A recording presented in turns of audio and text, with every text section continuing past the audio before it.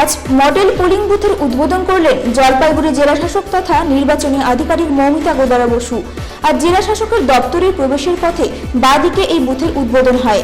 Model বুথে কি থাকবে তা এই বুথের মধ্যে দিয়ে তুলে ধরা হয়েছে। বুথের সামনে প্রতিবন্ধীদের সুবিধার জন্য থাকছে হুইলচেয়ার। মডেল বুথে থাকছে পানীয় জলের ব্যবস্থা, শৌচাগার, মায়ের সুবিধার্থে সন্তানদের স্তন্যপান করানোর জন্য আলাদা কক্ষ। সবুজ পতাকা দেখিয়ে ট্যাবলোর সূচনা হয়। ট্যাবলোটি সূচনা করেন জেলা নির্বাচনী আধিকারিক মৌমিতা গোদারা বসু। উপস্থিত ছিলেন জেলার বিভিন্ন আধিকারিকরা।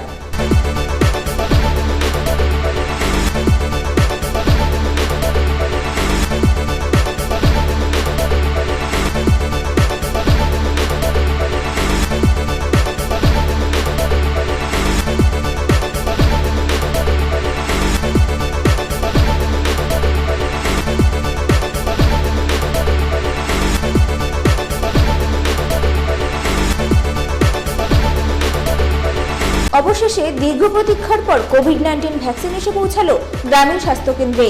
আর জলপাইগুড়ি সদর ব্লকের বোয়ালমারীর নন্দনপুর প্রাথমিক স্বাস্থ্য কেন্দ্রে কোভিড-19 ভ্যাকসিন দেওয়ার কাজ শুরু করা হয়। প্রথম ধাপে এলাকার 60 বছরের ঊর্ধ্বে মানুষদের কোভিড ভ্যাকসিন দেওয়ার আওতায় আনা হয়। বোয়ালমারীর নন্দনপুর প্রাথমিক হেলথ সেন্টারের ফিমেল ওয়ার্কার্স অনুপমা সরকার বলেন, মার্চ মাসের 20 তারিখ থেকে এই স্বাস্থ্য কেন্দ্রের মাধ্যমে কোভিড ভ্যাকসিন 60 বছরের ঊর্ধ্বে মানুষদের ভ্যাকসিন দেওয়ার কাজ শুরু হয়েছে। পর্যায়ক্রমে সব বয়সের মানুষদের কোভিড ভ্যাকসিনের আওতায় আনা হবে। তিনি আরও বলেন, গ্রামগঞ্জের সমস্ত মানুষরা যেন এই কোভিড ভ্যাকসিনের আওতায় স্বতঃস্ফূর্তভাবে আসেন, সেই দিকে সবাইকে সচেতন থাকতে হবে। তবে আজ কোভিড ভ্যাকসিন নিতে আসা সাধারণ মানুষেরা স্বেচ্ছায় এবং স্বতঃস্ফূর্তভাবে ভ্যাকসিন গ্রহণ করেন বলে জানা যায়।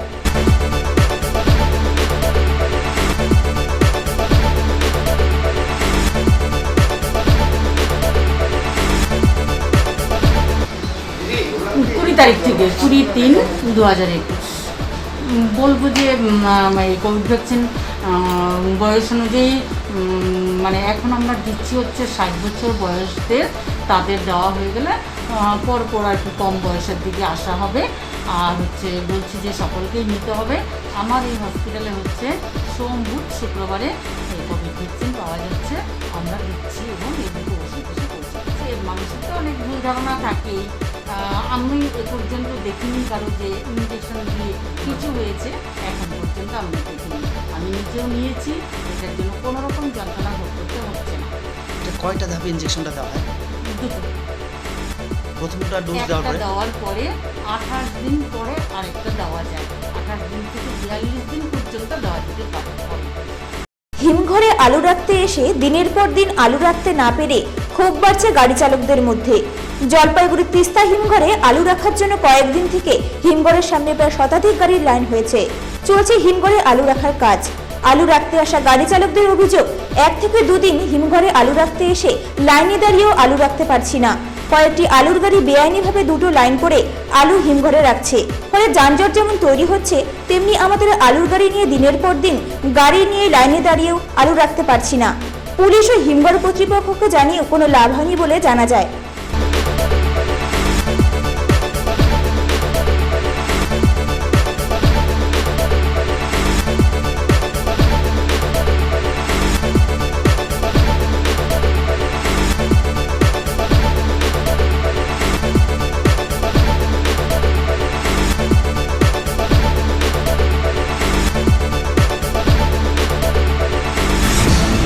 আলু গাড়ি নিয়ে লাইন দিয়ে দাঁড়ায় আছে।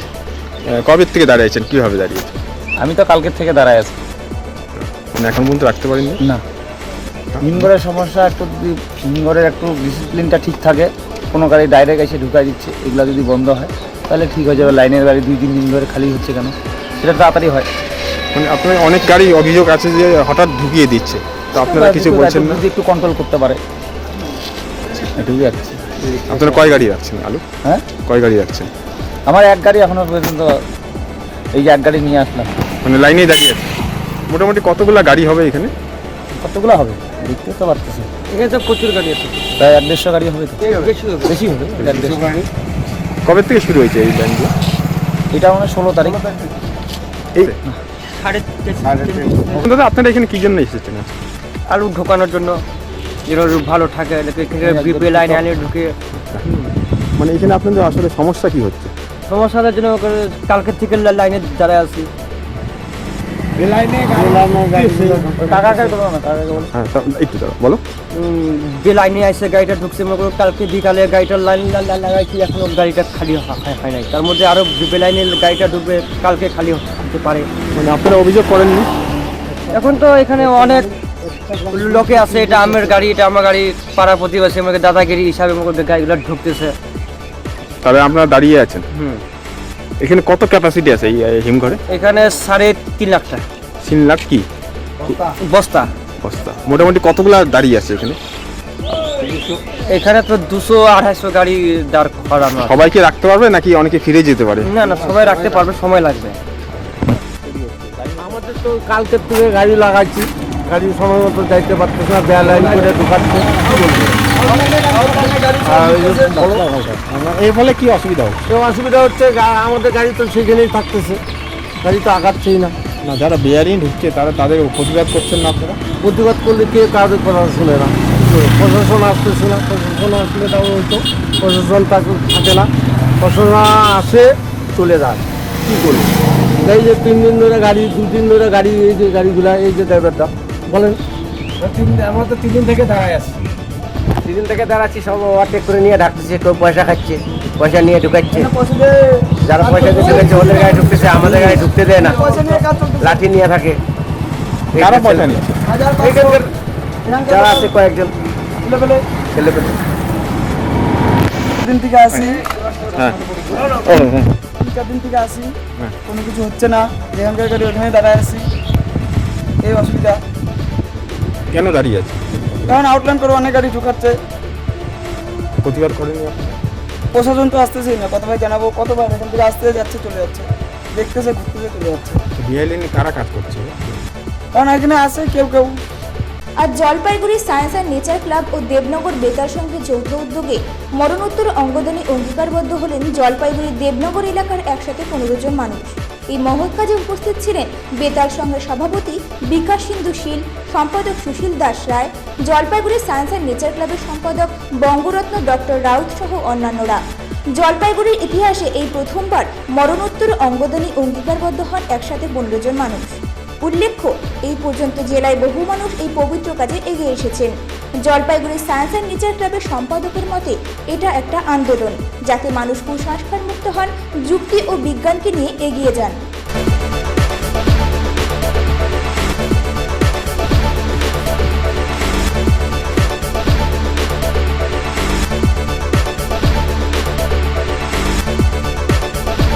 ইতিমধ্যে আপনারা জেনে খুব খুশি হবেন যে আমাদের প্রায় 50 থেকে 100 জন মানুষ ইতিমধ্যে জলপাইগুড়ির বিভিন্ন প্রান্তের মানুষ কিন্তু অঙ্গীকারবদ্ধ হয়ে গেছেন ইতিমধ্যে।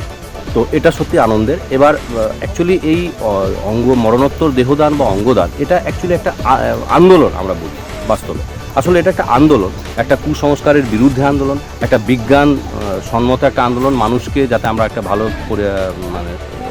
ভালো ব্যবস্থাপনা করতে পারি সমাজে, এবং যাতে মানুষ আরও বেশি এগিয়ে আসে। জানেন যে আমরা আজকের যে চিকিৎসা বিজ্ঞান, সেখানেও এই মরণোত্তর যে দেহদান, সেই অঙ্গগুলো এবং তার যে গোটা বডিটা সেটা ইউজ হয় বিভিন্ন জায়গায়। ডাক্তারি যারা পড়ছেন ছাত্রছাত্রীরা, তাদের ক্ষেত্রেও সবসময় এটা পাওয়া যায়, দুষ্কর হয়ে যায়। ফলে চিকিৎসা বিজ্ঞানের ক্ষেত্রেও এটা একটা বড় ভূমিকা আছে। তাছাড়া একটা মানুষ উপকৃত হবে সমাজে, যে মানুষটি দান করে যাবেন সে কিন্তু পরবর্তী প্রজন্মের কাছে একটা থেকে যাবেন। সুতরাং এটা একটা বড় মহৎ। না, আপনারা কীভাবে সেটা পৌঁছে দিবেন? দেখুন, আমাদের এইখানে জলপাইগুড়ি জেলায় এটা একটা বলার বিষয় যে জলপাইগুড়ি জেলায় এই মুহূর্তে কিন্তু পরিকাঠামো নেই, মানে যদি অঙ্গদানে এই মুহূর্তে কিছু একটা হয়। কিন্তু এটা ঠিক কথা যে এই মুহূর্তে আমাদের পার্শ্ববর্তী জেলা আলিপুরদুয়ারে আমরা চোখের যে কর্নিয়া এবং এই চোখ সংক্রান্ত বিষয়গুলোই হয়েছে এই পর্যন্ত প্রতিস্থাপন। তবে আমরা যেটা চাইছি, উত্তরবঙ্গ মেডিকেল কলেজ এবং আমাদের রাজ্য সরকারের স্বাস্থ্য দপ্তরের সাথেও আমাদের বারবার কথা হয়েছে। ওনারা যেটা বলছেন যে আপনারা পর্যাপ্ত সংখ্যায় আবেদনপত্র জমা করুন, আমরা এখানে পরিকাঠামো তৈরি করব, এবং সেদিকে আমরা এগিয়ে যাচ্ছি আস্তে আস্তে।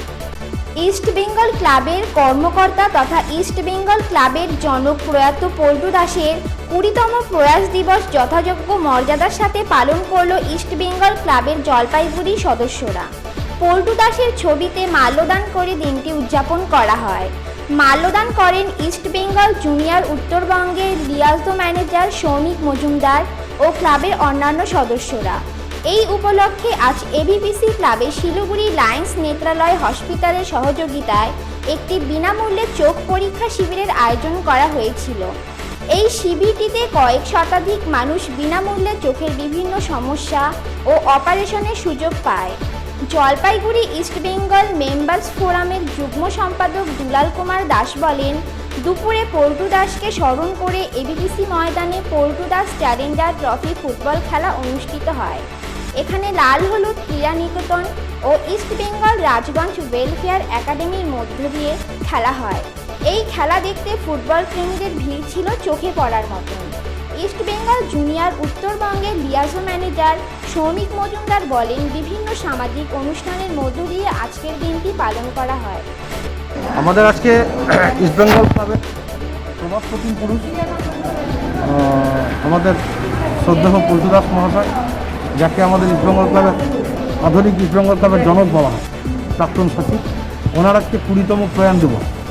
আজকে আমরা ইস্ট বেঙ্গল ক্লাবের যারা সদস্য জলপাইগুড়িতে আমরা থাকি, আমরা এই 20তম প্রয়াণ দিবসে আমরা লায়ন্স ক্লাব জলপাইগুড়ির সঙ্গে, এবিপিসি ক্লাবের সঙ্গে এবং লায়ন্স নেত্রালয় শিলিগুড়ি হসপিটালের সঙ্গে আমরা যৌথভাবে আমরা একটা বিনামূল্যে চক্ষু পরীক্ষা শিবির করছি। এখানে যাদের চোখের অসুবিধা হবে তাদের আমরা একটা ডেট দিয়ে বিনামূল্যে চোখের অপারেশনের ব্যবস্থা আমরা করাবো। জলপাইগুড়িতে আপাতত চালু হচ্ছে না চা নিলাম কেন্দ্র। কেন্দ্রীয় সরকারের ministry of commerce and industries থেকে একটি চিঠি জলপাইগুড়ি চা নিলাম কেন্দ্রের কাছে এসেছে। সেই চিঠিতে বলা হয়েছে, পরিকাঠামোগত দিক থেকে পিছিয়ে আছে জলপাইগুড়ি চা নিলাম কেন্দ্র। তাই আজ এক সাংবাদিক সম্মেলনে জলপাইগুড়ি চা নিলাম কেন্দ্র কমিটির সহসভাপতি পুরজিৎ বক্সিগুপ্তা বলেন, কেন্দ্রীয় সরকারের মিনিস্ট্রি অফ ইন্ডাস্ট্রিজ দপ্তর থেকে এই চিঠিতে বলা হয়েছে এখানে চা নিলাম কেন্দ্র চালু হবে না। যদিও তিনি বলেন, আগামীতে চা নিলাম কেন্দ্র চালু না হলে এরপর ফের আমরা আলোচনায় বসব।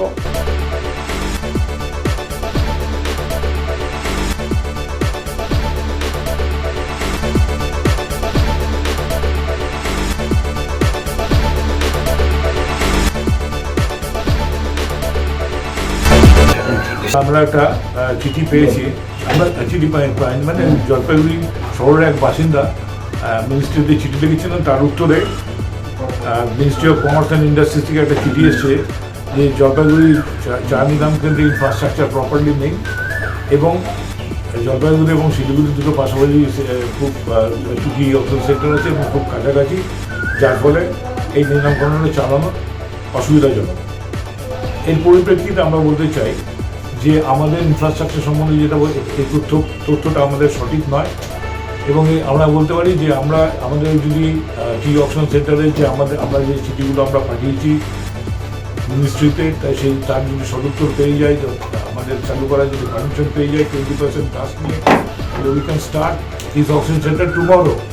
কালকে থেকে আমরা এক সপ্তাহের মধ্যে এটা চালু করতে পারি ইমিডিয়েটলি। আমাদের ইনফ্রাস্ট্রাকচার যা আছে সেটাকে সব ঠিকঠাক করে আমরা এক সপ্তাহের মধ্যে এটাকে চালু করতে পারি, এটুকু আমরা বলতে পারি ফ্রম অপশন সেন্টার কমিটির থেকে এই প্রতিবেদন আমরা দিয়েছি। আর 2 নম্বর হচ্ছে, যখন টি অপশন সেন্টার লাইসেন্সটা দেওয়া হয় তখন জলপাইগুড়ি এবং শিলিগুড়ি ডিস্ট্রিক্ট সম্বন্ধে সকলেই নিশ্চয়ই ওয়াকিবল ছিলেন। যেমন কোয়েম্বাটুর এবং কোচি দুটো অপশন সেন্টার পাশাপাশি চলছে, পুরনো কোয়েম্বাটুর পাশাপাশি দুটো অপশন সেন্টার স্মুথলি চান করছে, কোনো অসুবিধা হচ্ছে না। জলপাইগুড়ি এবং শিলিগুড়ির মধ্যে যদি যা ডিস্টেন্স আছে পুনর এবং কোয়েম্বাটুর থেকে খুব কম, সুতরাং এখানে না চলার কোনো কারণ নেই, কোনো ডিস্টেন্সটা কোনো ফ্যাক্টর নেই। আর এই সমস্ত অপশনটাই এই অপশনের মধ্যে দিয়ে চলছে। এখন উনি এরকম বার্তা সেন্ট্রাল গভর্নমেন্টের কাছে গেল কি করে আমরা জানি না। এটা আমরা খুব হতাশ হয়েছি, কারণ কিছুদিন আগেও অপশন সেন্টার ভিজিট করে গেছে রিপোর্ট এবং স্যাটিসফ্যাক্টরি রিপোর্টও পাঠিয়েছে ওরা, আমরা জানি, আমাদের কাছে খবর আছে। ওটা কোনোরকম আমাদের কোনো অ্যাডভান্স রিপোর্ট এখান থেকে যায়, এটুকু আমরা যতটুকু আমরা জানতে পারি। এখানে তো বেশ কয়েকবার অপশনও হয়েছে। হ্যাঁ, ডেফিনেটলি হয়েছে। শেষ কবার কবে হয়েছিল? 2015 সাল। তারপর থেকে কোনো অপশন হয়নি। না, তারপর থেকে অপশন হয়নি, সাপ্লাইটা কম ছিল।